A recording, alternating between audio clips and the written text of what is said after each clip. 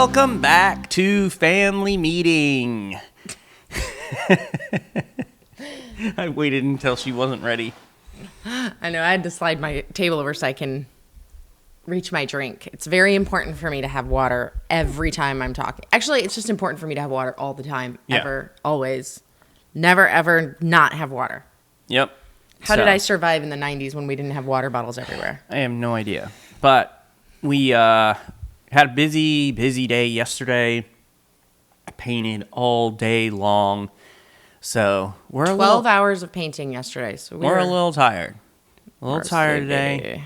But we're excited to be here with all of you. Looking forward to a great time on the podcast today. We'll talk all about our weekend and everything as we get into the podcast. And we mentioned last time, we're marching towards 300. We're on 285 right now. So 300 is the episode with all 6 of us doing a family meeting. I'll give you a little update on the fam. And then gonna change things up a little bit. So we'll see how things go. We're looking forward to that. It's hard to believe we're like staring down the barrel of 300 episodes. It is hard to believe, yeah. It's like gone fast and gone slow. So I just listened to episode number 3 the other day, and it was on discipline. No, then it wasn't 7. I listened to episode 7 on how to help your kids make decisions, and it's so funny to listen back to it because when we started, we were very attached to a script, and you can hear that we're very attached to a script. Yeah. We did go off script, and every time we went off script, that's when it was better. But it was just really funny to listen to it again. Well, and that's the thing and that's why most people quit, is because whenever you start something new, you're going to suck at it. Yeah, and we kind of sucked at it. I would say for beginners, we were pretty good as far as beginners go. But compared to what I think we are now. She's like, I'm a professional now. We're so professional. We suck less right now. Yeah. How's that? We're a lot more comfortable. Let's just put it that way. Yeah. We're just very chill. But it's been fun. It's been a lot of fun. It'll be fun to look back over 300 episodes and talk about that, and then talk about moving forward. And let's see. Speaking of yesterday, we painted yesterday, and then a few episodes ago, we talked about our daughter Abigail, who's in a car accident. She bought herself a car yesterday, Toyota Camry, paid cash for it. So yep, and it's a nice car. Exciting day, exciting time for her. I've not actually really seen it up close and in the light yet. It's a really nice car. But I want her to take me on a ride later. She's going to be really excited about that. Once the podcast is over, we'll wake her up and have her look at her car a little bit. She works at Dunkin', and she worked till 11 last night or something. So yeah. But other than that, I think we're ready to roll. I'm ready to roll, dude. Let's do it. Okay. Gather round, everybody. It's time for a family meeting. The Family Meeting is a show that's all about family relationships. We're the Osterkamps. I'm Thomas. This is my wife, Sleepy. Right on cue. Did you really yawn, or is that fake? It's fake. Yeah, I know. But I am a phenomenal actress. Yeah. Hello, and welcome to our family. She's like, I acted like I was in love with you for 22 years. Welcome to episode 285 of the Family Meeting Podcast. Welcome, welcome, welcome. We are happy you are here. On today's episode, we're going to discuss why your family needs a weekly Sabbath. Can I just ask you a question? Okay. Did you say so many welcomes because you didn't know what you're supposed to talk about? No. I was just being goofy with you because you were being goofy with YouTube. I thought you were stalling, welcome. Yeah, today's episode. No, but I am continuously astounded at how little faith you have in me. Anytime I do anything on this podcast, he's like, oh, I think you messed up. Is that out of the realm of possibility? Absolutely. Yeah, right. Okay, so we are talking about the power of rest, reset, and reconnection in your family. This is all about the importance of establishing that weekly Sabbath, or maybe you call it a family day. For us, we call it a family day. But it's all about that rhythm of rest, connection, spiritual renewal. And it really it deepens your family relationships. And we are very pro Sabbath. We are very pro family day. We believe in it deeply.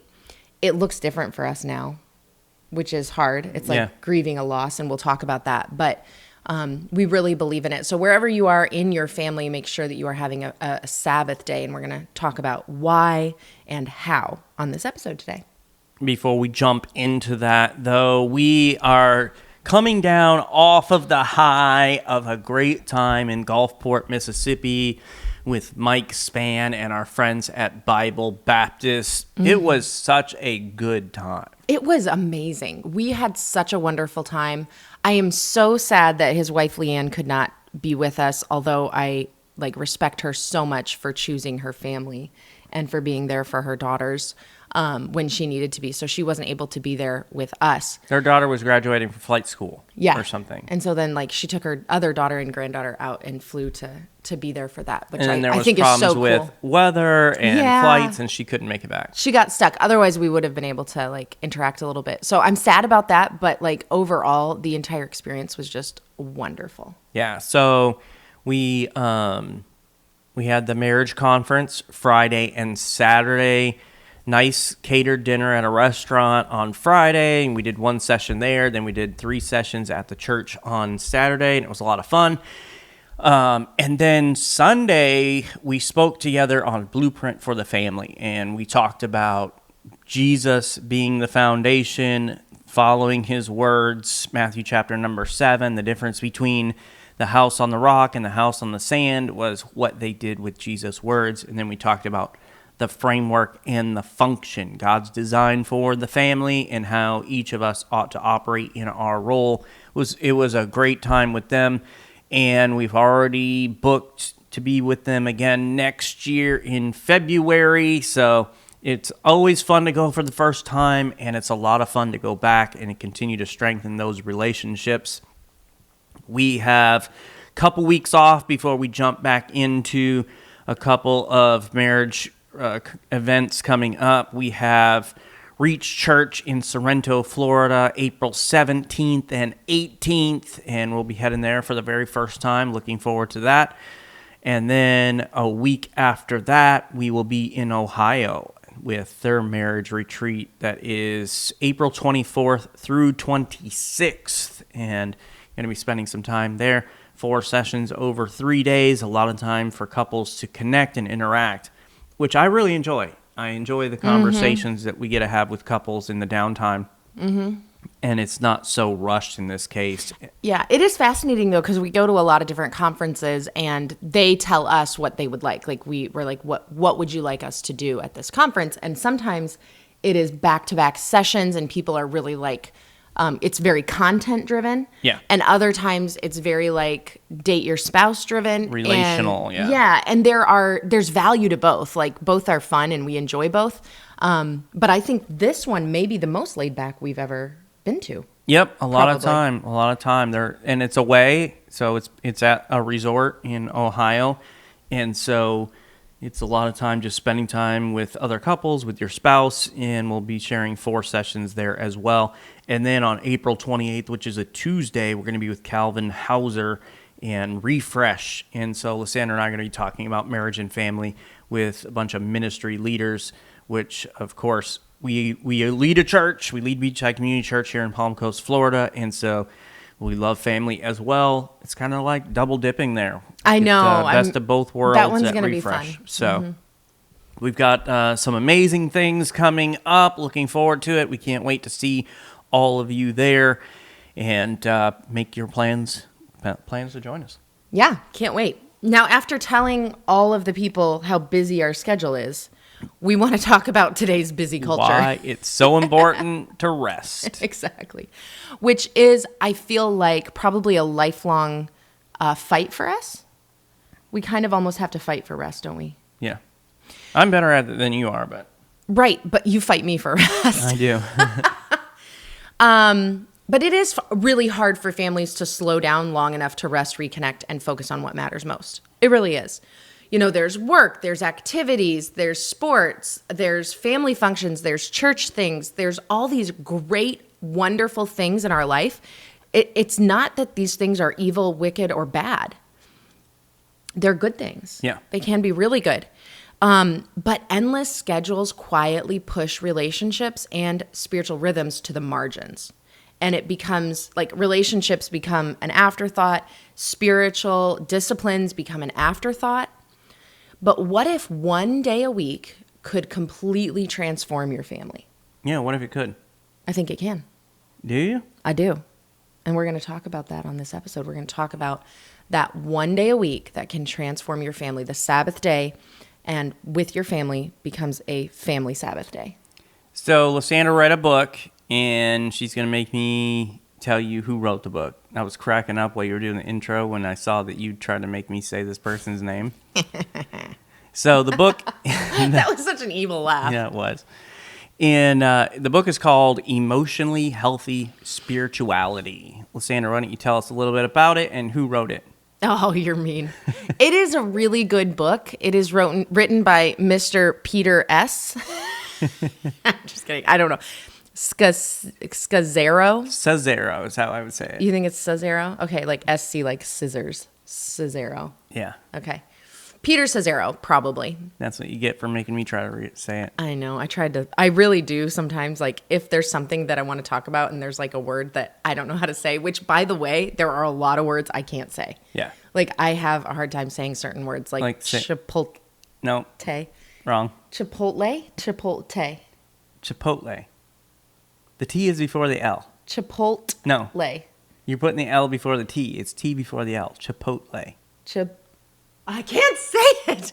Okay, I don't even want to try anymore. But anyway, there are words I can't say. So with names like this guy, Peter Scazzaro, obviously being a pastor and reading a lot of Bible names, it's just, you go with confidence. Right. You just confidently say it, and most people have no idea how to say it, so however you say it, that's just fine. Yeah, they're going to be like, oh, I've been saying it wrong. He's saying it right. It's like if somebody says Lysandra. Yeah.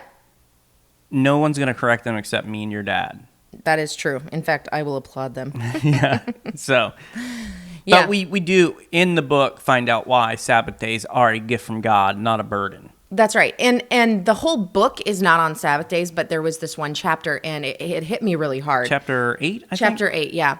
Chapter 8 is on that. So, I do recommend this book. I found it very helpful for me personally. It's on my list. I just haven't gotten to it yet. Yeah, it's totally worth the read because it talks all about like how basically he had a breakdown, and in the end he realized like he was not emotionally healthy.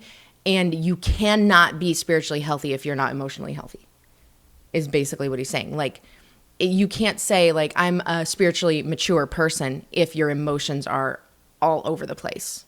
And that can look like, you know, being out of control with your anger or your pride or whatever you want to say. But it also can be just you denying you have emotions. Okay, yeah. And not even, like, acknowledging them or pushing them down or lying to yourself about what your emotions truly are. So it's all of that. Like, it's really, really good. So it's kind of about overall health. And in it has a chapter on Sabbath days. And it just really was like, it was close to my heart because we've always done a family day. We believe in having a rest day. For us, that rest day, and for me, truly the best way for me to rest is to be with my family. It recharges me. It re-energizes me. It makes me thankful.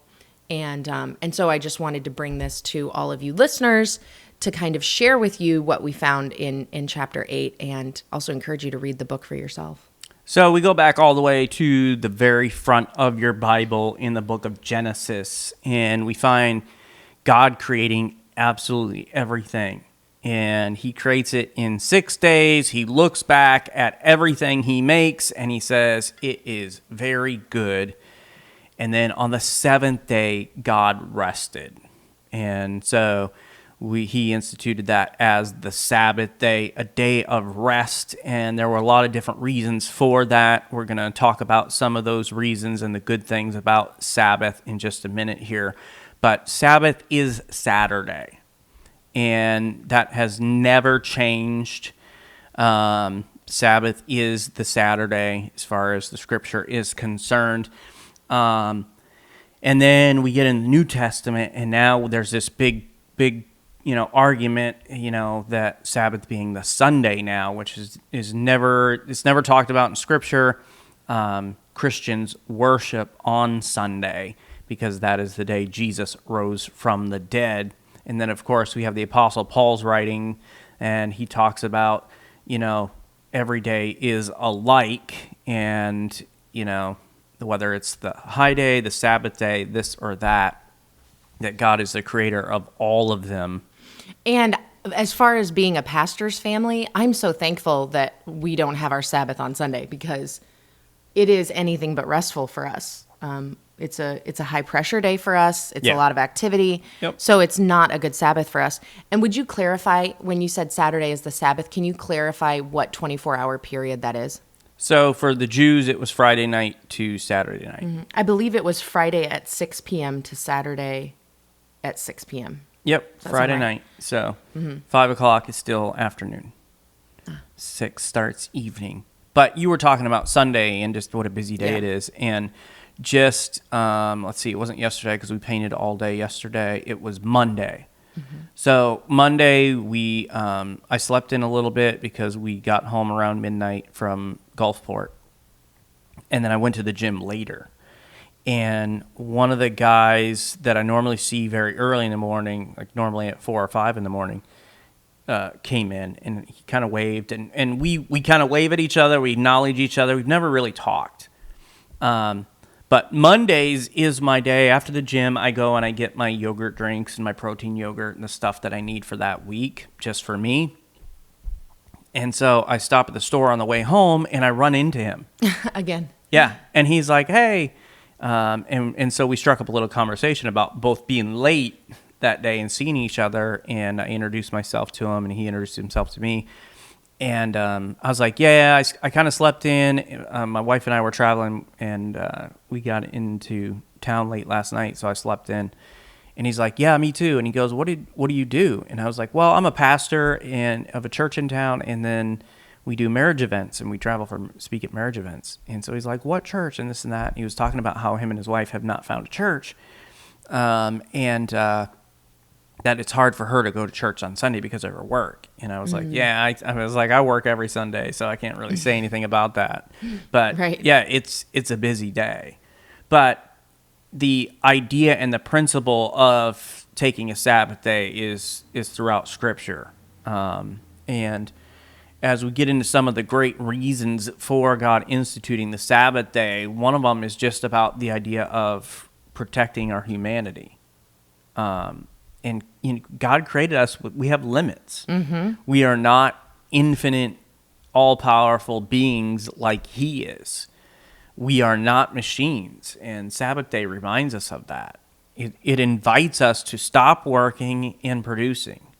And I love this, and some people have a harder time with this. I would say this is something that you have a harder time with. Absolutely. And that is the idea of instituting and participating in a Sabbath acknowledges that our value does not come from productivity. Mm-hmm. Which my value is very much tied up with my productivity. Yes. I don't know why, but it is. I mean, my entire family have always been very hard workers, and including my brother and my sister now have insane schedules of work as well. I don't know. There's something in us. Yeah. So it reminds us of that. Without Sabbath, we become exhausted, emotionally unhealthy, and disconnected from God. And so whatever day it is that you choose to stop and to rest and to remember the Creator and spend all that time kind of, acknowledging Him and His provision and our limits, there's a lot of good reasons, and one of them is the fact that it does protect our humanity. Yeah, and this is what I so much appreciated about his perspective on Sabbath is a lot of the premise of this chapter was about like, listen, Sabbath isn't a burden, it's a gift. And for me, Sabbath has always looked like this thing that I should do that's very difficult to do. It's this thing that I know is good and I know is right and I know is healthy, but it really gets in the way. Yeah. That's how I have always viewed Sabbath from one side of my brain, right? And then the other side is like, stop being an idiot. Well, and then you have the other people who go to the opposite extreme. And like, if you do anything on the Sabbath, then that is a sin because we're not supposed to work. And of course, Jesus reminds us that Sabbath was created for man, to be a help and a blessing to man and a reminder for man that man was not created for the Sabbath. Yes. And so as you look into the scriptures, it doesn't have to be this great big burden to you. Right. It should be a blessing. Yes. In every area of your life. Absolutely. So here's another reason that we see that it is a gift from God. You see, the Sabbath teaches trust in God, because what it does is it shows us that stopping from work for a whole day is okay because God has got this. It requires faith to do that, though. And I am really speaking for myself. Like, it requires faith for me not to schedule work on a Sabbath. Thomas helps me with this because sometimes my faith is small. And so he will say, no. Yeah. And I need that from him. I need him to tell me, like, not everything's going to fall apart if you take a day off. Stop it. And maybe that's what you need to hear right now.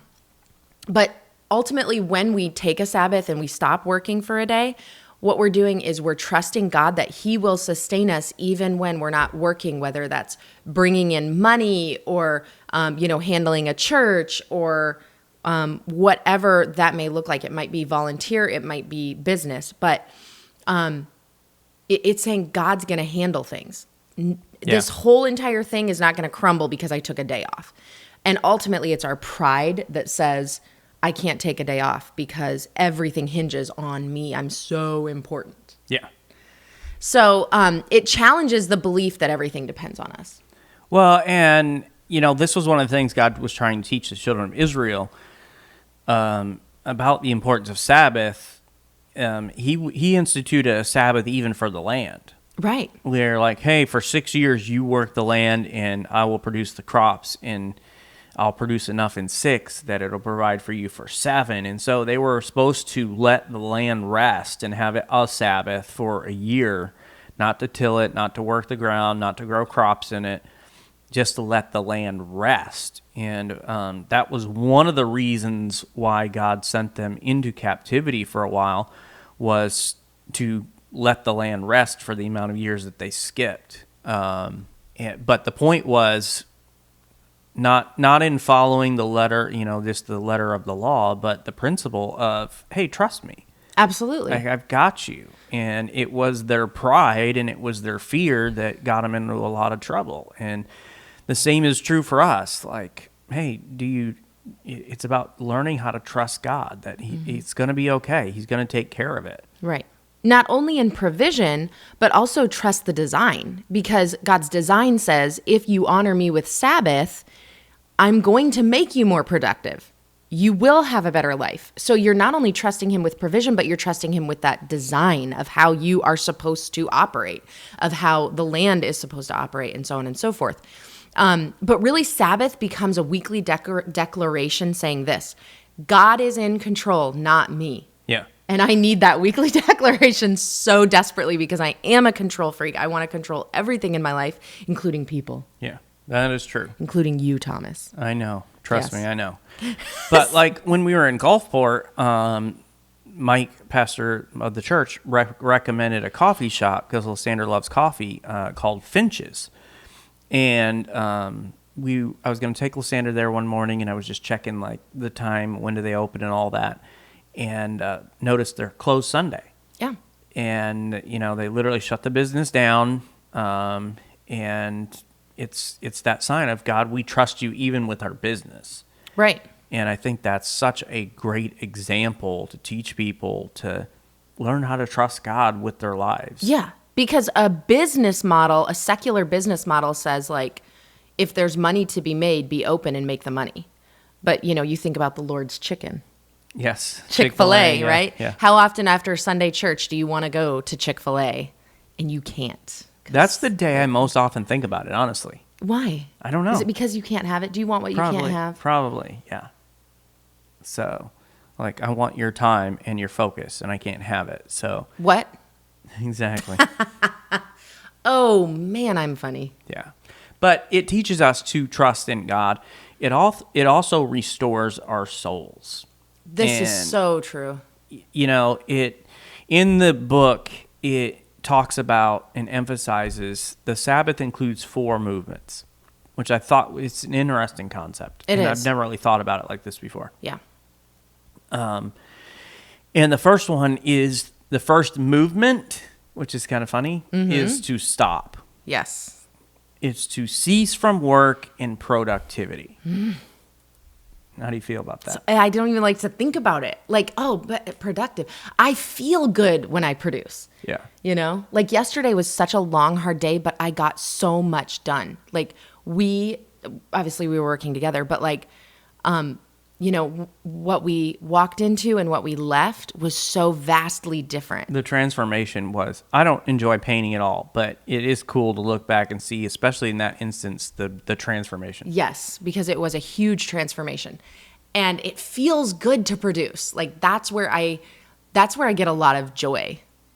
And so it is hard to like think about, okay, stop and no more working, no more producing. Yep. And so the first is to stop, the next is to rest, and the idea of getting physical and emotional renewal. And whatever that is that renews you is a great thing to include. And so for some, that means lounging around. For some, it might mean enjoying a hobby. I love going to the beach. And like, that's such a renewing thing for me. But you're just going to rest. And that doesn't mean you can't cook dinner, you can't do this or that, because some people find a lot of renewal in spending time in the kitchen, and we're cooking together and we're enjoying good food together. And I love cooking for my family. Like that brings me such joy. I love feeding my family. Yeah. And there's a lot of times that because of painting and business and stuff that you're not able to do that. And so a lot of times on our family day, Lysandra will be in the kitchen and we'll kind of be hanging around the island and everything, just enjoying some time together over food. The next one is to delight. And that's the idea of celebrating God's goodness through joy, food, relationships, worship. I think that this is what people often miss about Sabbath, and it's why they can't sustain Sabbath. Yeah. Because we're not delighting. Like we are vegging out on TV or whatever, but like don't leave God out of the Sabbath. Like he is the reason for the Sabbath. Yeah. And then the last one is to contemplate. And that's the idea of focusing on God and his presence. And these rhythms restore emotional and spiritual health. And so Sabbath restores our soul. And Sabbath helps us enjoy God and life itself. God did not design you or me to be in constant labor.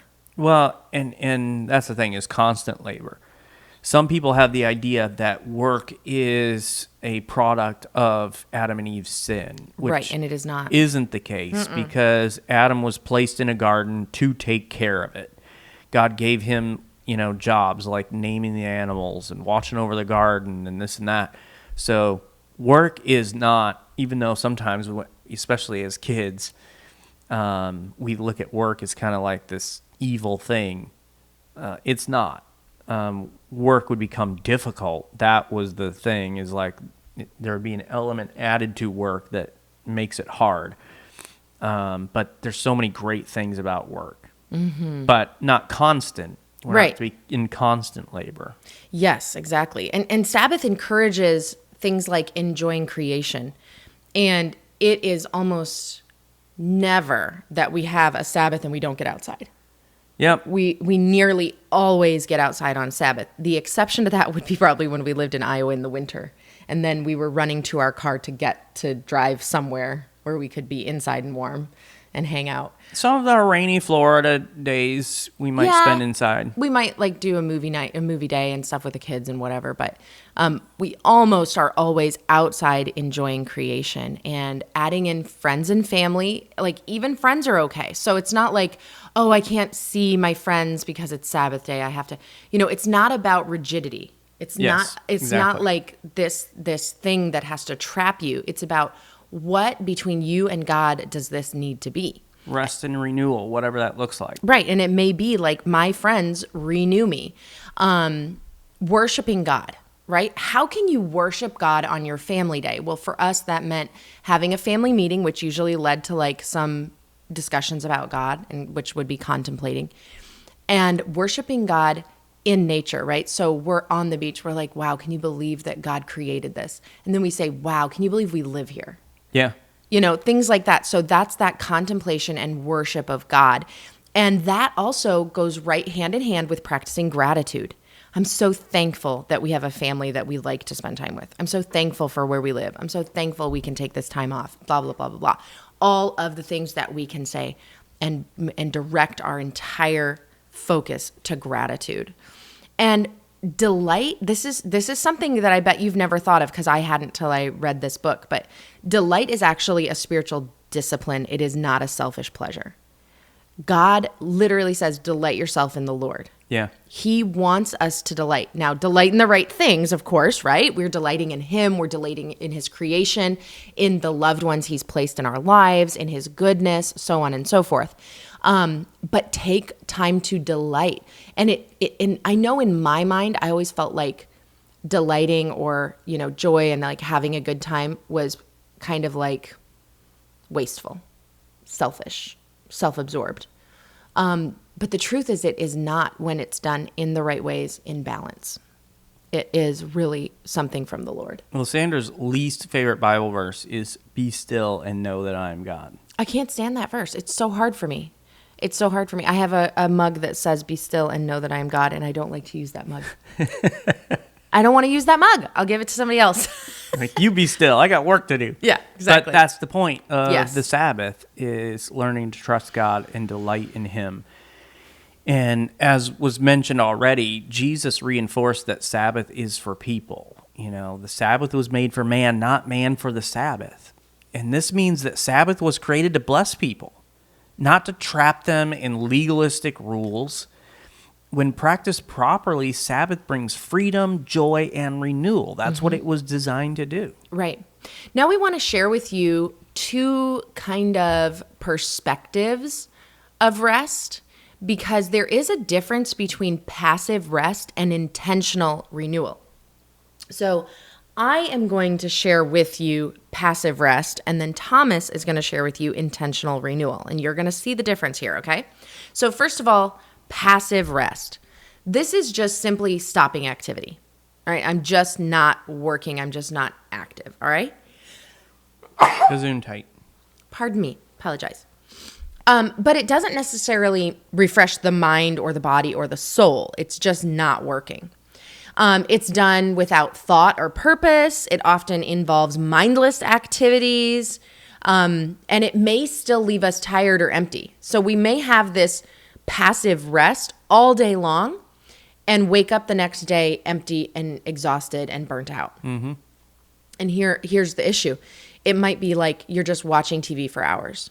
You're scrolling endlessly on the phone. The brain rot, like we talked about a few episodes ago. Yep. Sleeping excessively just to escape stress. And while these activities may give temporary relief, like they may feel good for a moment, they rarely bring deep restoration. And I can attest to this because I have had days where it was like, I cannot go anymore. Yeah.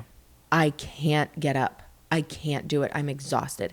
And I will have days or half days maybe where I'm like, I'm just going to watch TV. I'm just going to lay here. And the next day I really don't feel much better. Yeah. Like I really don't, because it doesn't bring that deep restoration. So the difference between that and the next one, intentional renewal. So Thomas, share with us intentional renewal. Intentional renewal means choosing activities that actively restore and reconnect us with God, others, and ourselves. So it's not just a mindless thing. We're being intentional with what we choose to do. And it's done with purpose and awareness. You're focusing in on renewal of body, emotions, and spirit. So you're going to be thoughtful about what you choose to do, understanding the activities and how they're going to affect you. So you're choosing to do things that you know are going to renew you in one of these areas. They encourage joy, reflection, and connection with God. So some examples look like prayer and worship. You're spending extra time with God. Enjoying a meal with family or friends, right? Because you're being socially encouraged, encourages you emotionally and all that. Walking in nature. Mm-hmm. Or laying on the beach. Absolutely. Maybe enjoying a hike in the mountains for those of you that live there. Reading scripture. Reflecting on God's goodness. All of these practices help us delight in God and experience real refreshment. Mm-hmm. Okay, so why is this so important for your family? Because we're talking about Sabbath, and really Sabbath is like a personal thing between you and God. But what about the family Sabbath, the family day? So we're going to talk about how having this weekly Sabbath or family day strengthens relationships and emotional health. Now, when our kids were little, we did a family day every single Friday. Yep. And this was back when all of our kids were at home. They were homeschooled. None of them had jobs. And I controlled everyone's schedule. Well, and even when they went to a little Christian school for a time, it was Monday to Thursday. Mm-hmm. So they had Friday off. That's actually why we switched to Fridays. Well, we were doing Mondays before that, and we switched to Fridays so that the girls we could still be together as a family. Yeah. Excuse me. And I mean, I miss those days. I miss those days where it was like I had the ability and the control. It is about control. I had the control to tell all my kids, get up at this time, we're leaving here, we're going to go here, bring this. And we moved as a family unit. The 6 of us moved in unison. When we went this way, we all went this way. When we went that way, we all went that way. Yeah. And I loved that season of our lives. I didn't know how special it was. So you moms and dads who still have all of your kids, none of them have jobs yet, love and enjoy moving as a family unit. That only lasts so long. Yeah. I didn't realize how that would change. Like, I knew, of course, that my kids would get jobs and go to college and I knew that all that was going to change. But I didn't realize how much harder it would be to have family time with the 6 of us. So our family days do not look the same. Now our family days might have these 2 daughters, and the next family day will have these 2 daughters, and then one family day will get all of them or whatever. And I value every moment we have with our family, but enjoy those days when you can make your family days everybody together. Well, and sometimes it's like, hey, the 6 of us will go out to breakfast before this one runs here, that one runs here, and so on. Right. So it looks different for us now, but when they were little, we had an absolute full 24-hour family day every single week, and it was awesome. Now we still do that, you and me, and whatever kid can join us. Kid or kids, right? But listen why it's valuable. It creates quality time and deeper connection with your family. It is going to give your family members time to be together without distractions from work or school or the busy schedules. Share the meals, talk, pray, do enjoyable activities together. This also teaches your kids to compromise in activities. So not all of our kids like the same things. But when we did a family day, it was like, okay, well, you like to sit and read. We are going to sit and read later. But right now we're going to go to the beach. And so you go to the beach now and enjoy it and put your best foot forward on the beach. And then later when your other sister who doesn't want to sit and read is going to sit and read with you, you're going to appreciate that. Or sit and read on the beach. Yeah, exactly. But it talks about, it really shows them compromise. And it allows each family member to listen to one another, understand each other. And over time, this regular time together builds trust and longer and stronger emotional bonds. It really will change your family. So instead of relationships being rushed or neglected altogether, Sabbath rhythm helps families prioritize each other. Yeah, at least one day a week you're going to have time to catch up and connect and build that relationship. Mm-hmm. And it's an invested quality time together. It also promotes emotional rest and joy. A family Sabbath encourages everyone to slow down and rest emotionally. It reduces stress caused by constant work and responsibilities, Mm-hmm. all these pressures that are on us, and we just get to let them go for a day.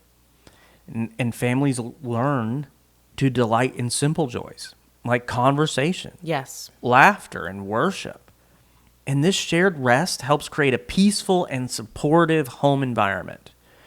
When families regularly practice this rhythm, it helps members feel valued, safe, and emotionally refreshed. okay, so how can we implement this? We know it's good. We know we're designed for it. We know God wants it in our lives. But how? Because it's busy out there.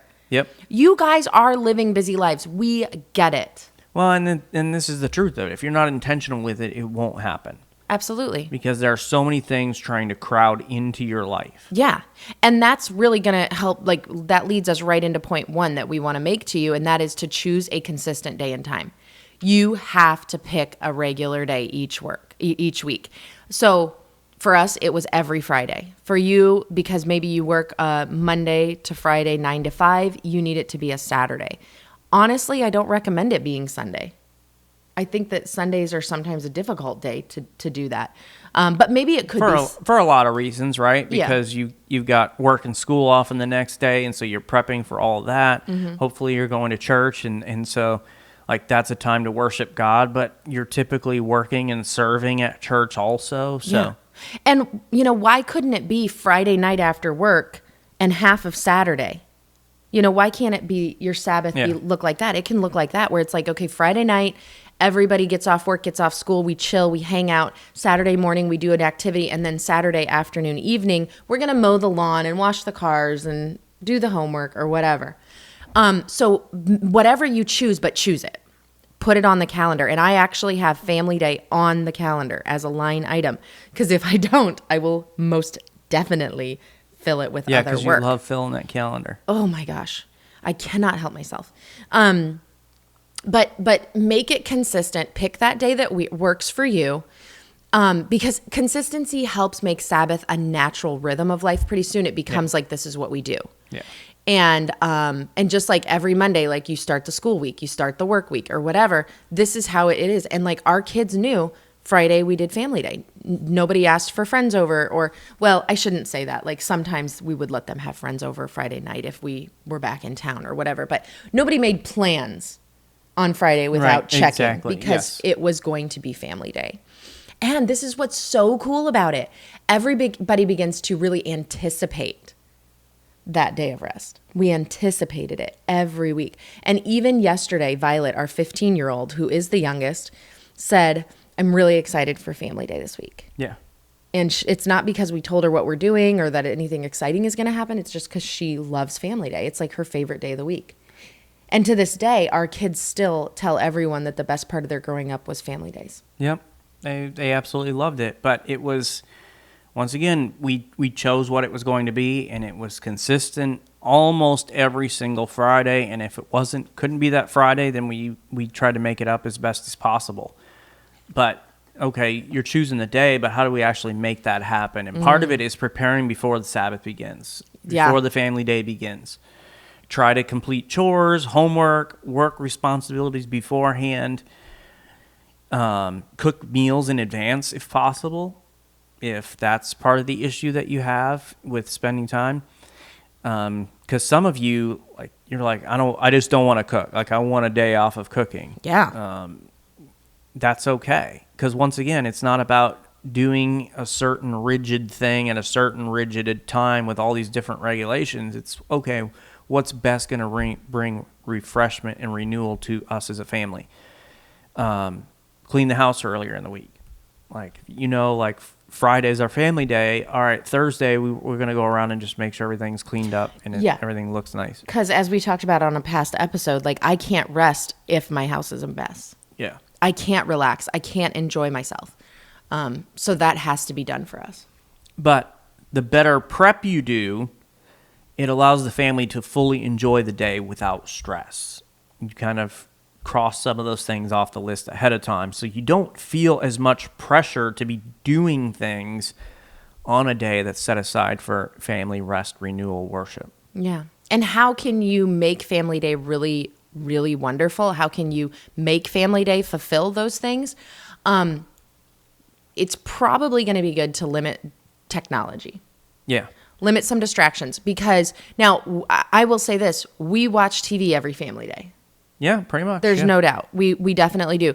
Whether that's like, okay, mom and dad need a nap in the middle of Family Day. We're going to do a movie together. Yeah, we're going to do a movie together, like whatever it might have been. But there's TV involved, right? Because that is a way for us to unwind and relax. So we're not saying don't let your kids watch TV on Family Day.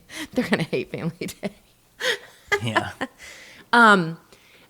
But maybe that is what you want to say, and that's okay too. Just figure out what this looks like for your family. But just reducing the phones, reducing the emails, reducing social media. And all of that helps all of us families to be fully present with each other. Mm-hmm. Like with our family meetings that we have every morning, we try to be off our phones. Now, do we pick up the phone to look at the calendar, or do we pick up the phone to share a meme or whatever? Absolutely. But it's about reduced. Yeah. It's not like we're all sitting in a circle on our phones, because what is the value there? Very little. But having that reduced technology frees us up to actually connect, interact with each other. So maybe it's having a device-free meal. Maybe it's, just putting the phones down and going for a walk, whatever it may be, but focus on conversation and shared activities rather than everybody having their heads down in their phones. And then also creating simple family traditions. Traditions make it memorable. They make it special. Maybe it's a special family dinner. And I know for some people it's like pizza. Yeah. Like we're gonna do home cooked pizza, or maybe you do pizza a lot of different ways. We used to do this for a while. We did Thursday night was kind of family game night, and we do pizza. The girls were talking about this yesterday. They were like, "Remember when we had pizza spins every Thursday? We called them pizza spins." Yeah. Because we would get hamburger buns, and everybody could make their own like 2 or 4 hamburger buns with the toppings and everything that they wanted. And it was so cheap, so easy, and they loved it. And they still are talking about it today. Yeah, but this is the thing. Is like, it was not the same thing every Thursday. It was pizza, but sometimes it was pizza spins on the bun. Sometimes it was on tortillas. Sometimes we made pizzas on pizza dough. And we did a lot of different things with it, and it was a lot of fun. And so it's one of those things where everybody looks forward to it. Mm-hmm. It's such a simple thing to do, but it's like, hey, this is pizza night, this is game night, whatever. And so you might have that special family dinner. Maybe it's about lighting a candle and praying together. Mm-hmm. Family walks or outdoor time. Sharing gratitude for the week. I love this idea. I wish we did this more, where we just like, what are you thankful for that happened this week? I would like to implement this one better. But the thing is, like, children, they remember these small but meaningful rituals. Mm-hmm. Like they things that we don't think about oftentimes as adults, and it's a meaningful thing for kids. Yeah, because our kids now are 20, 19, almost 18 and 15, and they are still talking about all these things. Yep. So it is making an impact with your kids, whether you know it or not. Listen to this. Keep it joyful. Don't make it legalistic. Okay. So don't be like, did you just pick up your laundry? What are you doing? It's Sabbath. No, I might have to do that to you, actually. You might have to do that to me. But like doing that to your kids, like, let's not make this like a steel trap here. Okay. This is kind of fluid. It changes and morphs over time because your family changes and morphs. You are not the same person. They aren't the same age. Like, everything changes. So change with that, right? It should be joyful, not legalistic. Well, and that was one of the big issues that Jesus had with the Pharisees, among other things. But he would heal somebody on the Sabbath day, and they would make a big deal out of it. Like, you're breaking the Sabbath by working. And it's like, this person was blind, and now they can see. How are you complaining? Yeah, like, this great thing is happening. We should be celebrating and rejoicing. but they lost sight of what it was truly all about, which is why we've tried to remind you of that. Like, what's the point of setting aside a day for rest, for renewal, for spiritual refreshment, and all of that? Right. And when you make it legalistic and make it all about the rules, you take all of that away. Yeah. And it's like, it actually becomes more of a burden. Yep. It becomes the problem rather than the gift that it's supposed to be. So it's supposed to feel like a gift, not another rule.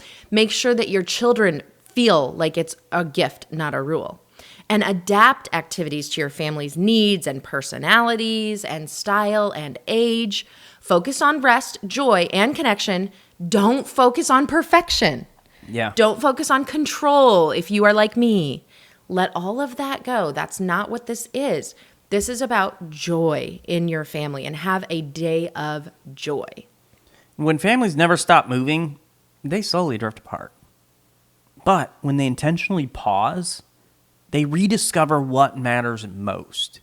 And if you feel like your family's running too fast, it's time for you to build a weekly rhythm of rest that brings peace, connection, and renewal. Mm-hmm. And maybe you are not very good at this. If Thomas and me were identical, and we were both like me, we would never have a Sabbath and we would never have a family day. Right? And we probably wouldn't still be married. That's definitely true. But actually, I shouldn't say that. We'd probably have a family day every week, but it would be a family work day. Oh my, that sounds so horrible. Wouldn't it? Like, I would literally be like, it's family day. We're going to clean out the garage. Yeah. It's family day. Let's plant vegetables. Like, okay, so maybe you're really bad at this. Like I would be if I didn't have Thomas's help. I mean, planting vegetables might be restful and renewal for somebody. I would love that, actually. But okay, what I'm trying to get to is if you need more help with this, we have a bonus resource that we would love to email you. It's called Family Sabbath Planning Guide. Doesn't that sound good? Yeah, I love it. It'll help people just not have to work so hard to make it happen. You know, it's going to give you the guide right there. So if you want this family Sabbath planning guide, email us info@familymeeting.org and just put Family Sabbath Planning Guide, and we will email that to you, and it can be a help to you in your family days. And so family meeting tonight, you're going to gather your entire family around, and you're just going to talk about your family day, your family Sabbath day, whatever you want to call it, and talk about what does that look like? How does it make you feel when that day is over? Do you feel refreshed and renewed emotionally, spiritually, relationally with the people in your life, or does it just leave you feeling more exhausted, more tired, more burnt out? If you're feeling more tired and more exhausted, you're not truly taking the day of rest that you should be taking. And so talk about the best ways that you can do that as a family so that you leave that day refreshed and renewed in every area of your life. Thanks for joining us today. Please go and subscribe to the Family Meeting podcast from your favorite podcast provider.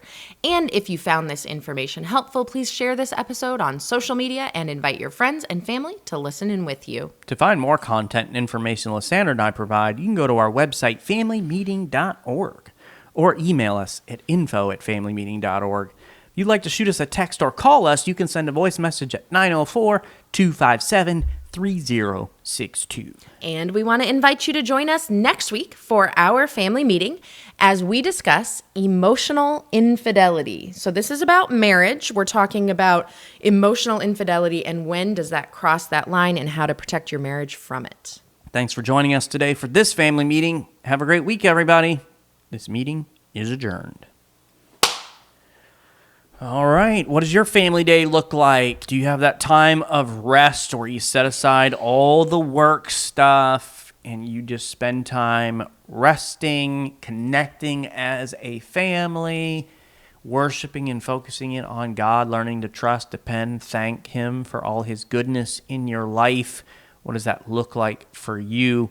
We love your ideas in the comments for how you do that as a family. It may give some other families some ideas. This is not an easy thing for some people. Like, it's a very difficult thing to learn to stop and to rest and to reflect. And so your ideas can be a great help to somebody else. Until then, we look forward to seeing you next time.